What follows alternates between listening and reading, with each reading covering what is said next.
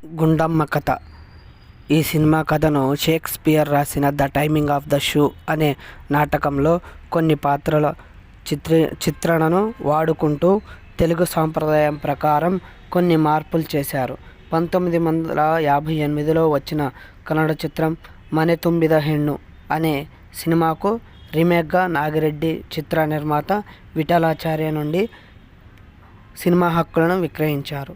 గుండమ్మ కథ తెలుగు చిత్రాలలో అత్యుత్తమమైనది. Ever green చిత్రం.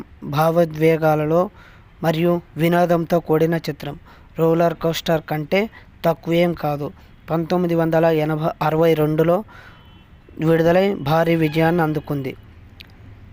64 వసంతాలు పూర్తి చేసుకుంది. దీనిలో ఎన్టీఆర్, ఏఎన్ఆర్, సావిత్రి, జమున, సూర్యకాంతం ప్రధాన పాత్రలు పోషించగా ఎస్వి రంగారావు, రమణారెడ్డిలు సహాయ పాత్రలు